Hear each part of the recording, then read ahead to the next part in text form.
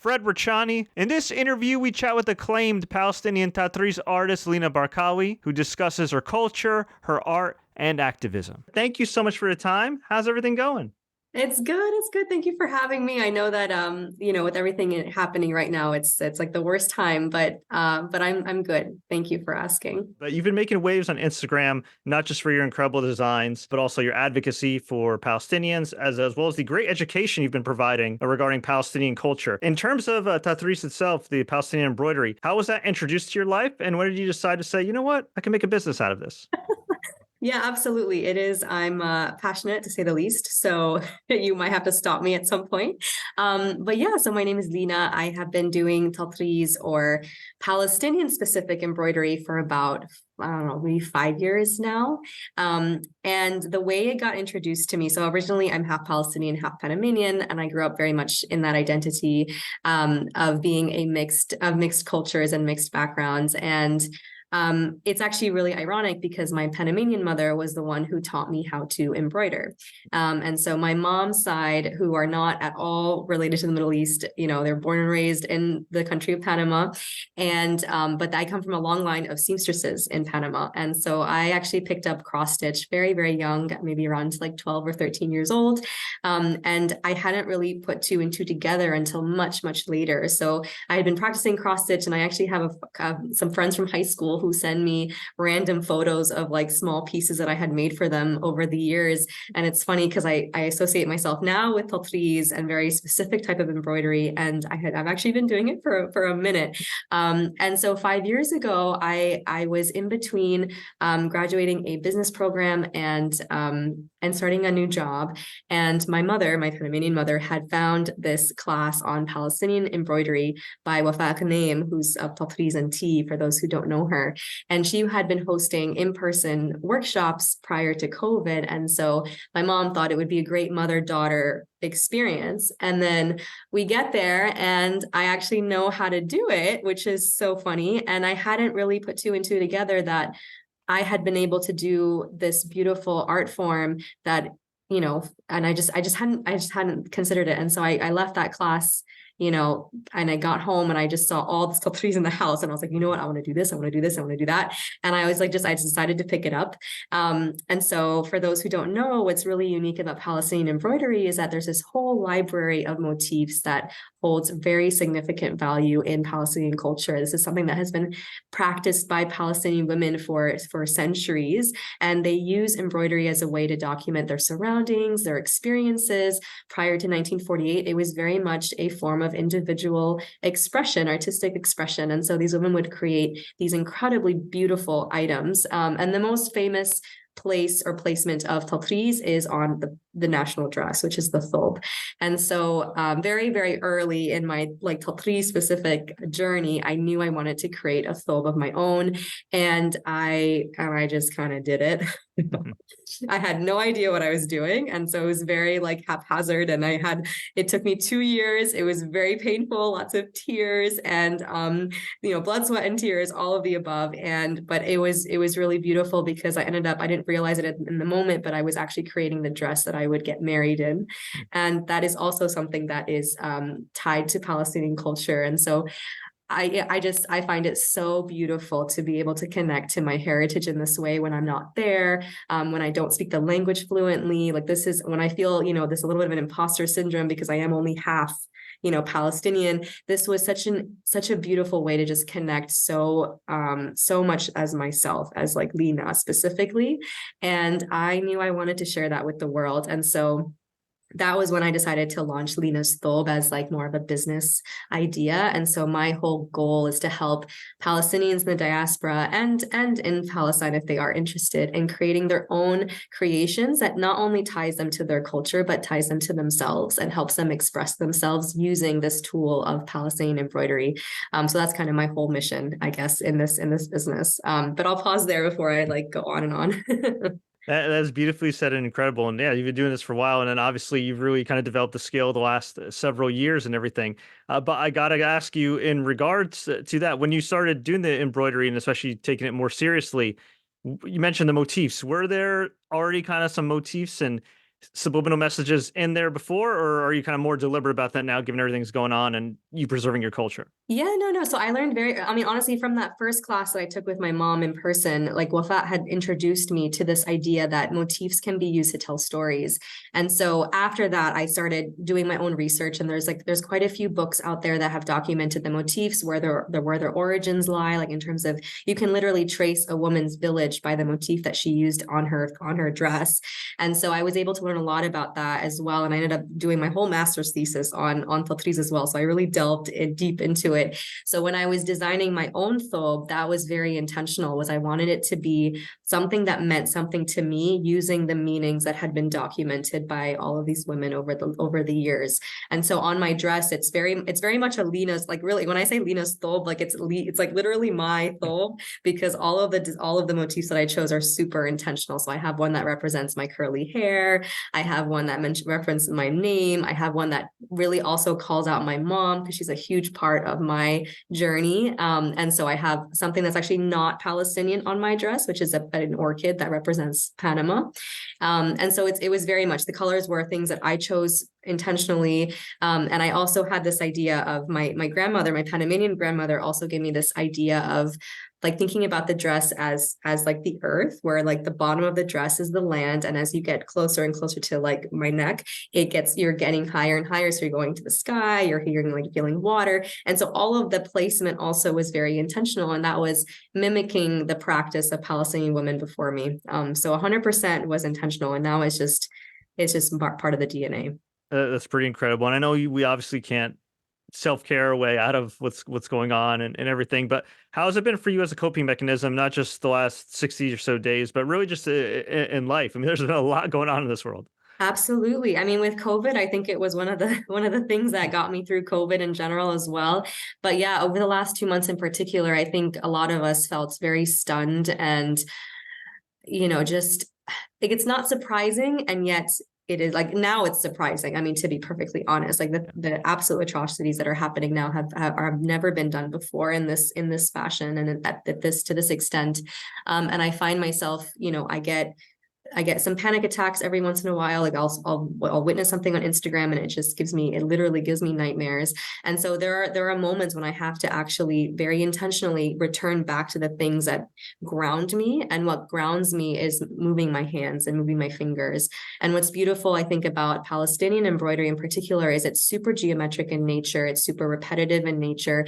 And so you don't really have to think too much. Whereas the type of cross stitch that I grew up learning was a lot of counting. Like, it was meditative in its own right, but it required a little bit of thinking, because you had to count. It was not geometric, it wasn't repetitive, and so you had to really focus on the pattern itself and translate it into the embroidery. Whereas Palestinian embroidery is very, very repetitive, so it's just in nature this meditative practice. And so I found a lot of solace in returning to my embroidery during this time. And then I think there's also something about community as well. And so part of the tradition of Palestinian embroidery is practicing it amongst others. You historically, you learn it from your mother, from your grandmother, from the women in your village. Historically, you even like across other times of absolute tragedy, like 1948, 1967, the Intifadas, you found that immediately coming after those moments, those ruptures in Palestinian space, a lot of the women are coming together, and they're doing and practicing the embroidery together. And there's something super peaceful about finding people who are like you, who are experiencing the same trauma, experiencing the same pain. And that has also been something that I've returned to over and over and over again over the last 2 months, where if it's, in some cases it's been virtual because we're kind of spread out all over the place. But we actually also hosted our first in-person Tatreez retreat. And this was done in Santa Fe, New Mexico. We had actually been planning this for about 9 months, and we didn't know that 2 weeks into what's happening in Gaza, we would be meeting in person. And we debated back and forth about whether or not we should hold the retreat. And I think what ended up happening is everyone was seeking so much comfort in each other that it was the best thing that could have happened, I guess, during this time. And so being in person as well was really, really powerful. And it's not because like we're all Palestinian, it's because we're all Palestinian practicing this art form. So I think it's definitely in many, many ways. Just a huge place for healing, for comfort, for just grounding yourself and letting your mind release and just not think so much and not be so absorbed in the painful things that are happening on the ground. That's so well said, and thank you so much for all that insight. And I'm so glad you mentioned community because I was going to ask you about that because I saw online that not only are you doing amazing things with your work in general, but you're also educating people and you are fostering communities, not just with retreats, but with courses as well. And from what I understand, 100% of those proceeds are actually going to assist Palestinians in terms of mental health resources. So, can you talk a little bit about that? Yeah, so Hakini is this beautiful startup in Palestine focused on mental health. They've been around prior to what's happening in Gaza, but after this all happened, they expedited their efforts towards providing psychological first aid to the people of Gaza. And I had heard about them through another organization that I'm incredibly fond of, which is called Build Palestine. And I was reading kind of their mission and this campaign that they were running, and it just it just felt so right to be connected to that in some way, because for me, I find Tatreez to be my almost like, I don't know, psychological first aid is a very strong term for me to use for myself, but it's something that I find peace in doing. And I felt that there was something really unique about connecting the experience as someone in the diaspora witnessing all of this happening and the experience of someone on the ground going through this type of trauma day in and day out. And so I wanted to do something, very meaningful, and I had been thinking about launching a Tatreez 101 course for a while. I had already filmed the content like months ago, and I just hadn't actually launched it. And so I thought this is a really great way for me to just get it out into the world for people to use. And so that's what I ended up doing is I ended up launching very quickly, and all 100% of the proceeds did go to Hakini's crowdfunding campaign. And they were able to actually meet their target because of this donation, which is fantastic. And so they were able to actually like kick off and launch, and it's absolutely live, this toll-free hotline for people in Gaza to call into for immediate psychological first aid, which is beautiful. I actually just got off the phone with one of the co-founders of Hakini today, and just hearing the updates was really beautiful. And I think it's interesting because now that I've launched the course and I'm getting some initial feedback, people are saying like, this has been so soothing to like do something, like just do anything, because we feel so helpless in the diaspora. And the art form of Tatreez is like, it actually creates this beautiful thing that you create that you can actually look at and remember and think about. And I think that being able to offer people the ability to create is in of itself a form of healing and a form of just feeling like you've done something and done something for your people. And so I'm really happy that it was successful. Great work. I want to commend you. And yeah, that's a fantastic cause as well and everything. So definitely, if you want to learn Tatris, join Lina's course. It goes towards a good cause and you learn something, you foster some community. That is fantastic. Now, I reached out to my community, a lot of people who are, Palestinian, Lebanese, Syrian, from MENA, who have a lot of different questions they wanted me to ask you, if that's all right. Normally, we like to keep this kind of lighthearted. Obviously, I know there's a lot of real serious stuff going on, but we'd love to just learn a little bit more about you and the culture, if that's okay. Absolutely. Great. First question related to your designs. What's your favorite design you've done up to this point? All of them are really beautiful. So, I mean, obviously my Thobe is like my pride and joy. I want to die in this dress. Okay. It was a lot of work, and I'm just so proud of this dress. But I'll tell you, the one that surprised me that I liked a lot was this pomegranate design that I did. So I have a friend of mine who's a really good friend who's obsessed with pomegranates, and there was like this fad going around of like an image within an image. And so I decided, because there is a pomegranate motif in Palestinian embroidery. So I thought, let me try to figure this out. So it was a lot of like design pain because like the platform that I'm using is not the best for this type of designing, but I was able to do it. And when I finally finished the design, I wasn't that convinced by it, to be honest, but I was like, you know what, forget it. I've already like put in all this time. I'm going to create it. I'm going to give it to him, and it's done. Like, it's over. And I actually had a very hard time parting with some of my work. So I was very like, I'll never give away my work. I'll never sell it. Like, it's so much work. There's never going to be enough. But I find there's actually something really nice about giving something to someone that you care about. And so this one actually turned out to be really beautiful. I'm not really, yeah, I didn't expect it to be that nice, or that I would like it that much. And then I got a really nice frame for it as well, which just kind of put the cherry on top. So that one is the one that surprised me the most that I liked. What's your favorite Palestinian dish? Oh, malfouf. Oh, and any day I will eat malfouf all day, every day. It's the one dish I hate making, but I love it so much. So For any of the non-Palestinians and non-Arabs watching, listening to this, what is malfouf? malfouf is basically stuffed cabbage leaves. And I eat it like my teta makes a really good version of malfouf, and it's just it's stuffed with rice and ground lamb or ground beef. And it's very tangy and just delicious. It's fantastic. Now, we definitely want to help support the community and culture. Besides Lina's Thobe, what's your favorite Palestinian-owned business in New York, or it could be in America? But if we have one in New York too, we'd love the New York theme.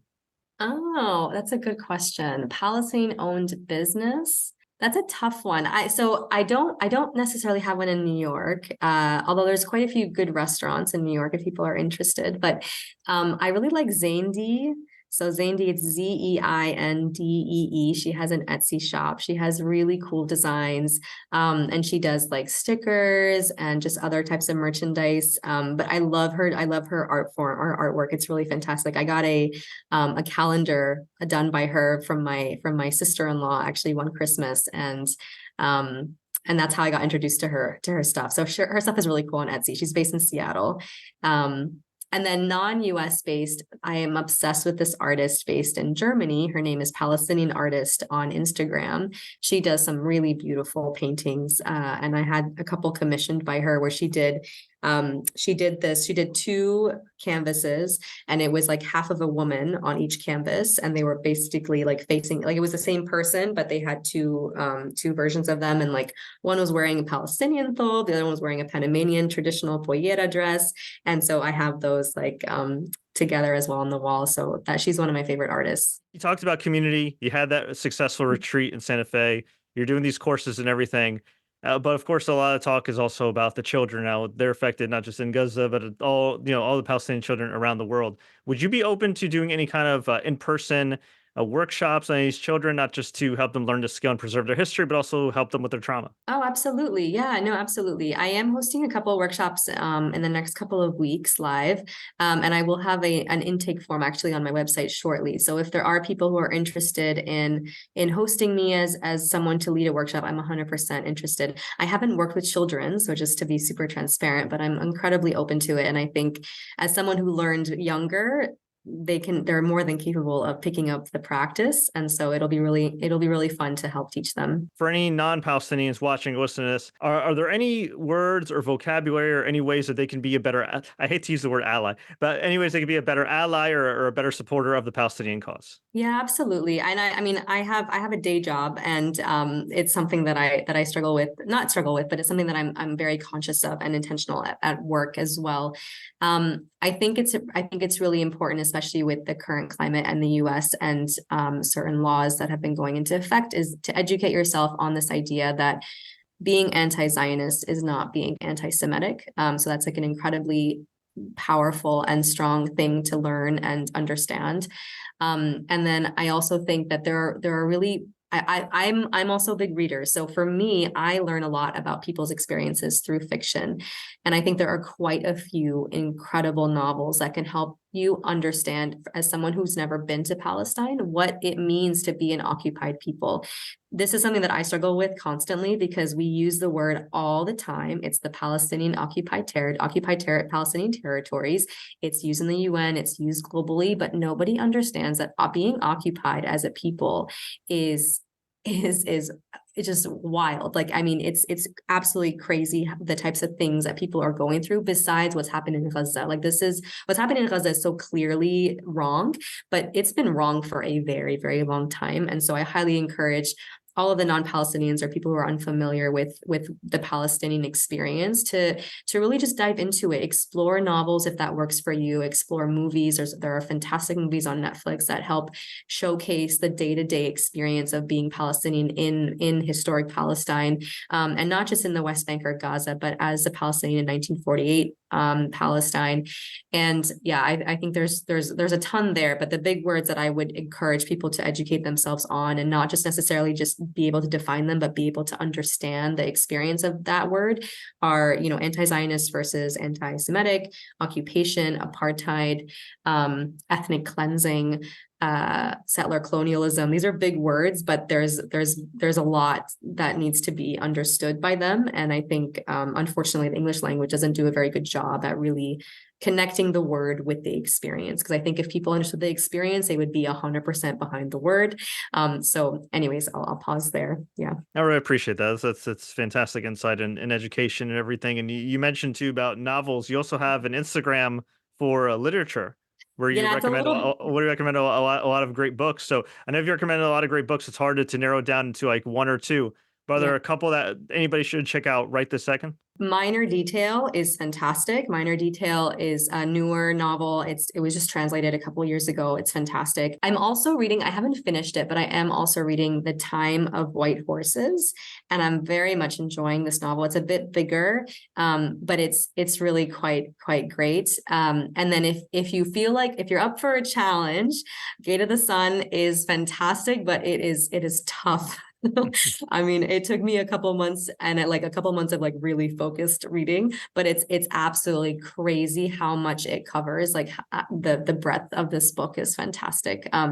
So yeah, those would be the ones that off the top of my head. There's so many though. There's so many incredible authors. Why should people check out Lina's Thobe? Because when you figure out how to learn Tatreez, you will fall in love with it. It will give you so much peace. It'll connect you to your heritage if you're Palestinian. And it's just beautiful. It's just absolutely beautiful. I highly recommend everyone and their mother to explore this art form, because it has given me so much life over the last few years. And this is just the beginning. So Well, Lina, we really do appreciate your time. You do fantastic work. You preach an amazing message. I love your combination of just beautiful designs, artwork, education, advocacy, all wrapped into one. So much respect to you for all that you're doing and continue to do. In terms of in the future, anywhere we can find, I know you mentioned your courses, but just to get it all out there, the floor is yours. Is there anywhere we can find you online, and where can we find you next? yeah, absolutely. So I'm at Lina Thobe on Instagram. My website is www.linasthobe.com. Yeah, I mean, I think for right now, you'll see that I've launched the first Tatreez 101 course, but I am really excited for what's to come in 2024. So if you're interested in creating a Thobe, that is my goal, is to help all Palestinian women in the diaspora learn how to create a Thobe if they want to. So from zero to Thobe, I'm here for you. So that'll be coming up very, very soon in 2024.